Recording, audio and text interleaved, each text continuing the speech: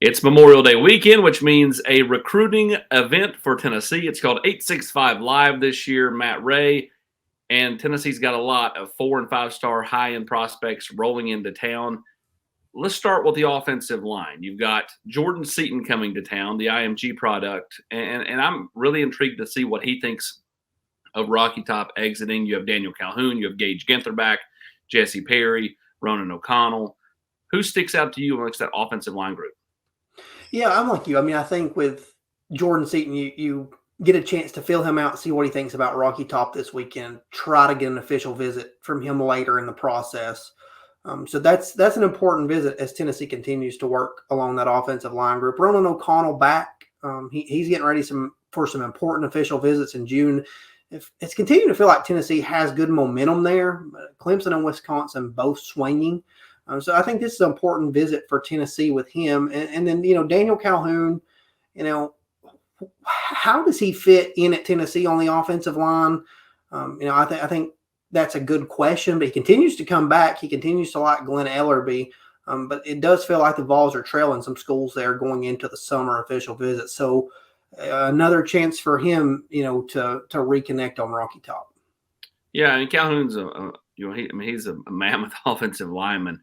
One guy I would love to talk about is Gage Ginther. I mean, committed a couple of months ago, and Matt, you see all the kind of traction Colorado has out there. Obviously, he's from Colorado. To be able to get him back in here unofficially, then he'll come back officially. To me, that's a good sign for holding on to Gage Ginther, just because you always wonder when they're that far separated in terms of mileage and ability to get to campus during the recruiting process. Not once they're actually on the team, I don't worry about it then, but during the recruiting process, do they feel disconnected from a lot of the other players who can drive 3 or 4 hours and get to campus? Getting him here back is, to me, a big deal. Yeah, I think so. And I think when you look at, the fact that he came here, fell in love with Tennessee after just one visit and then committed, Colorado was never going to, stop in their pursuits. I think it's also a big weekend, for him. Like you said, you get him back now unofficially, you get him back officially later in the process. So you get to keep building on that and try to close that recruitment down. We start inside, we're going to work our way out. So let's move from offensive line to tight end. Tennessee will not have Jaden Burdell in town this weekend as he commits to Georgia middle of the week. But they do have Amir Jackson coming in along with Jonathan Eccles. So you have Eccles, who's committed, and then Amir Jackson, who everyone assumes is a Florida lean because it seems like it's been Florida, Georgia. And everybody just says, well, Georgia's now got 2, so he's definitely going to Florida, right? But I wouldn't say it's a definite. I think Florida still has probably a little bit of a leg up just because they've got a longer track record of recruiting him. But clearly, this feels like one that's not close to ending based off people I've spoken to. Yeah, I get the same feeling based off people I've spoken with that it's not, imminent top decision for him now that Jaden Riddell's committed to Georgia. It's not he's going to, shut things down and commit to Florida. I think this weekend's a good indicator of that. He's going to come up. He's going to give Tennessee a chance, and the Vols are going to try to get an official visit with him. I think it's unique that he's going to be here with Jonathan Eccles, who's committed to Tennessee. But that's another guy that Florida's pushing pretty hard for, in the tight end room. So they're both being recruited by the Gators, and now they're going to be here in Knoxville this weekend and have a chance to, but a little bit of their own connection. So I think it's a big visit for Amir Jackson. You need to get an official visit from him later in the process, but he's coming in with Cam Michael, and I think Alec Abel will show well there. Speaking of Cam Michael, let's talk receivers, but let's not start with Cam Michael. Let's start with Amari Jefferson, who I continue to think is just as important of anyone in this class based off the fact that he's someone Tennessee truly covets. You're battling Georgia and Alabama, and he's an hour and 20 minutes down the road. I got this message today on Twitter, and it was like, you keep saying this. If he lived in Georgia or Alabama, would you be saying he's just as important? Yes, because he's coveted by Tennessee. The difference is he is an hour and 20 minutes away. You can't afford to lose kids in your own backyard, and anything within a couple of hours is your own backyard. So, in my mind, you need to be able to kind of swing the momentum. He's on record as saying Georgia and Alabama are just a touch above Tennessee. I think that changes this weekend. I will be shocked if the message coming out of this is that it isn't that the Vols have caught up to the Tide and Bulldogs, and it's now kind of a 3-headed monster at the top, which is kind of what I thought it was. I think, he just needed to validate some things for, coming off that really good visit, last month or 2 months ago. And I think this weekend will do that. I expect him to come out this weekend talking very glowingly about Tennessee. Yeah, I agree with you on that part. And furthering on, what you said about if he was if he wasn't an hour and 20 minutes away, is he still a priority? Yes, I think so. Because again, look at the other schools outside of Tennessee that covets him. Georgia, Alabama, Clemson was heavily involved. Those are the programs that you want to recruit against and with, because they're the top tier programs in the nation. So I think absolutely, regardless if he was in Virginia, North Carolina, Georgia, wherever it may be, I think Amari Jefferson is as important as anybody in this class right now. Running back Peyton Lewis comes to town, and we expect him to, be creating some positive momentum this weekend. And then you've got Daniel Hill, who comes to town.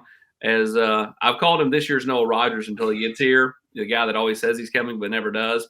I think he's actually going to make it in this weekend. I'm feeling optimistic about it. If he makes it in, then that gives Tennessee a chance to kind of gain some momentum there. Everybody thinks Alabama and South Carolina for Daniel Hill. Yeah, I think so. I think Daniel Hill does make it in this time. And it's a big visit for Tennessee. They're set to get him on campus officially in June, and we'll see where things go from there. I think there's a lot of South Carolina chatter out there, but in talking to folks this weekend, Alabama really wants Daniel Hill as well. And they're not the only program that's going to continue to swing there, but Tennessee, I think they can, get their point across this weekend with Daniel Hill. Like, hey, we have a lot of opportunities for you in this offense. This is what Tennessee's like, what it's about. It's an important weekend if he does make it in.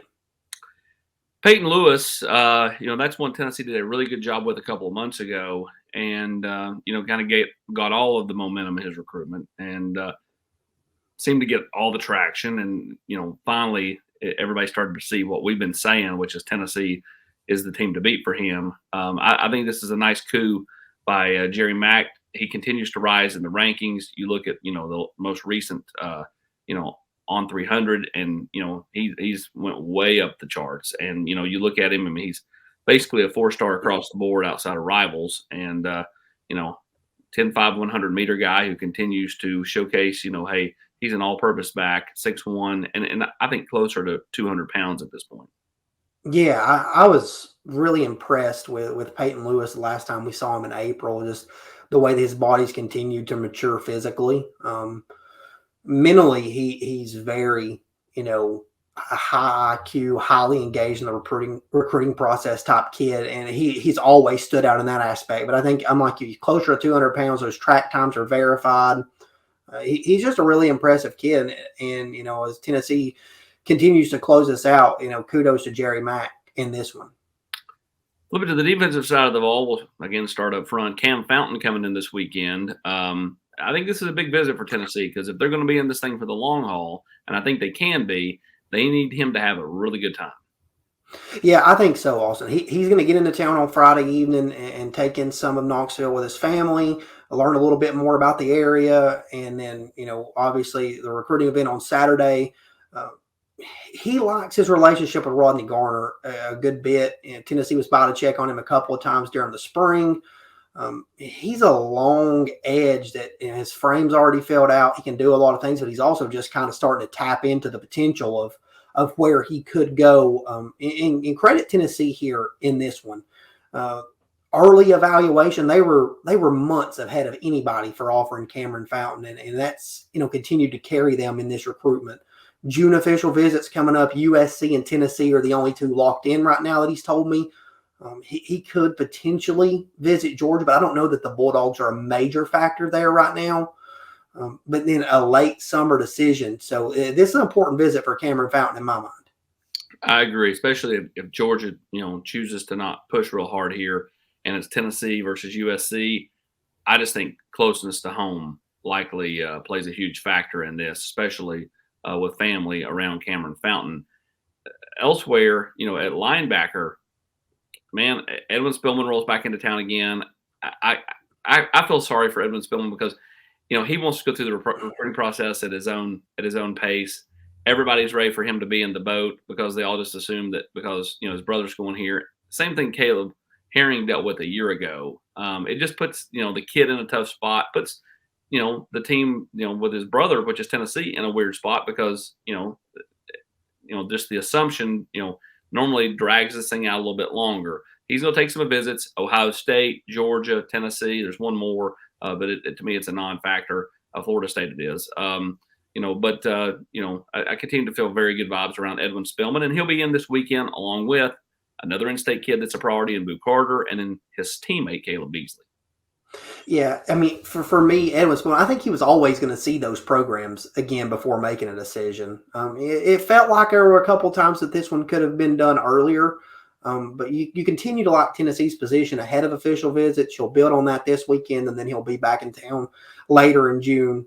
So, got to still like where the Vols sit there.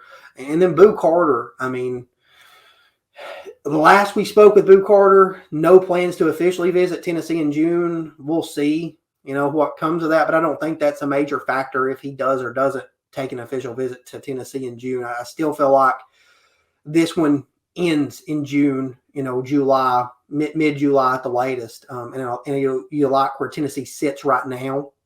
It's felt like it was going to end a couple of times, Austin, to say the least, dating all the way back to last fall. Yep.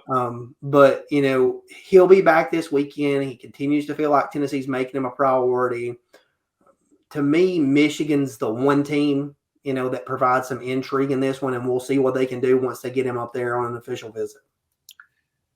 Elsewhere at the linebacker position, no Tylen Singleton. He was not able to make it in for this weekend's event due to some family deal. But Jordan Burns coming in. So Tennessee will take 2 linebackers. I mean, I guess there's an outside shot they take 3, but most likely 2. And let's go ahead and assume, and again, I hate doing that for Edwin, but let's go ahead and just let's pencil him in. We're not going to pin him in because anything could happen, but we'll pencil him in, right? Who's the other running back or the other linebacker? Tylen Singleton seems like he is most likely. If not, it's Jordan Burns who will be in this weekend. Yeah, I think so. Jordan Burns has been filling Tennessee for a while, dating all the way back to January. I think the Vols have been the leader since then. We'll see what happens with Tylen Singleton, but I agree with you. I think that if it's not Tylen Singleton, then Jordan Burns finds his way into this class. And if Tennessee does decide to take 3, then I think Jordan Burns finds his way into this class. Arkansas has not conceded anything there. He'll take an official visit out there in June, and they're the school, that's working him the hardest. We'll see if he takes any other visits outside of those, but right now those are the only 2 that he has on the docket. All right, now let's talk about some guys that are coming in this weekend that Tennessee, I think, would be trailing for, but they're going to shoot their shot, right? You don't leave any bullets in the chamber. And when it comes to recruiting, I'll just lean towards talking about these 3 from a standpoint of, like, we're going to talk about them. We'll see what they're talking about coming out of the weekend. But you got to shoot your shot with these guys. Melo Jones, committed to Georgia. Dylan Stewart, nation's #1 overall player. 2 guys coming in this weekend that I think, you're crazy to not continue to recruit them, but you go into it knowing, hey, this is an uphill battle. We'll see what happens. Yeah, absolutely. I mean, we'll start with Melo Jones. I mean, he was here in March or early April, that last weekend there. I can't remember which one, but, he came right after really committing to Georgia. He's going to come back. He's planning to take an official visit. So you're going to swing there. He's a guy that you liked really early in the process and for good reason. And Georgia, Alabama, several others really liked him. So if you can keep getting him back to campus and, working it, you do. But it feels like there's, a long shot in that recruitment right now. But you understand why Tennessee's going to work through it. And then same thing with Dylan Stewart, right? I mean, you're talking about the #1 prospect in the country on 3. A guy that is coveted by programs across the country at a premium position, the edge. And you get him here and you hope that you make a good enough impression to get him back for an official visit later on in the process. And who knows how long that process could go. So I think that's something that works in Tennessee's favor. Once, recruits are able to take unlimited official visits and, on July 1, we'll see if that works in Tennessee's favor to get Dylan Stewart back at a later date. All of that, and then after 865 Live wraps up, Ryan Wingo, talented receiver, rolls into town on Sunday before he heads over to the On3 NIL event coming up on Tuesday and Wednesday in Nashville. Matt, Tennessee, as we wrap up to get out the door, Tennessee is recruiting a different kind of player. So I'm going to get on my soapbox a little bit here because I was a little bit out of pocket on Wednesday when Jaden Riddell committed, and I watched the subsequent meltdown of a few on the general's quarters. And my thing is, you're recruiting a different kind of player, which means you are recruiting against the best of the best. You're not going to get them all. Yes, you had the lead for Jaden Riddell 5-6 weeks ago. And then Landon Thomas flipped to Florida State. And that changed things because Georgia turned their attentions to Riddell heavily. And the kid really likes Dylan Raiola. Do I think that was the end-all, be-all? No, I don't. I think that was a small piece to the decision for Jaden Riddell. But when you swim in those waters, sometimes it just isn't going to work out. As long as it works out, your fair share. Like you can't okay, let's start talking about Amari Jefferson, Ryan Wingo, Cam Franklin, Winery, Edwin Spillman, like a lot of these high-end guys. You know, you're not going to land them all, but you've got to land a few. Like you can't go over and it be okay. You're never going to get them all. So losing out on Riddell, I get it. It's a blow. It's okay, right? Like it's not the end of the world. You have other high-end guys in this class that you can go get. Tennessee's just got to land their fair share. That's the key phrase, in my opinion, for everybody on the general's quarters. And I know it's sometimes, you know, like I feel like I'm talking at you. I'm not. I'm just trying to explain, like, it's okay. You're not going to win all of these when you start recruiting a different kind of player. And that's where Tennessee's at, coming off 11-2, period. Yeah, absolutely. And I mean, you're talking about Tennessee coming off 11-2, and they're now recruiting a different type of player, but they're also recruiting against Georgia, who's coming off back-to-back national titles. Right? I mean, Brock Bowers is a generational tight end in college football. He's fixing to go inside the first round, most likely inside the first 10 picks, maybe inside the first 5 picks. We'll see. But, you know, with the development of that tight end position, the use of that, you know, the tight end in the Georgia offense speaks volumes. So I don't think you could have said it any better, really, Austin. You win your fair share. You come out with the guys that you can, and you're swimming in deep waters. And last year, Tennessee was able to do that with Arion Carter, David Hobbs. And this year, I think they're going to do it with a few more guys. I think there's going to be more guys in this class that Tennessee wins in those deep water battles. That's exactly right. Again, Rome wasn't built in a day. You're still building. You win your fair share. That's the key. That's the key phrase. Just remember that phrase as you go about the next few months. And if Tennessee does that, then you should be happy. And if Tennessee doesn't, then again, then the gripe is real and validated. If Tennessee can't close out some of these high end guys, I mentioned all those. I left off Mike Matthews, who's just is right up there in that class as well. Who again won't be here this weekend, but will be at the On3 event. We'll talk to him coming up Tuesday, Wednesday, kind of get the latest there.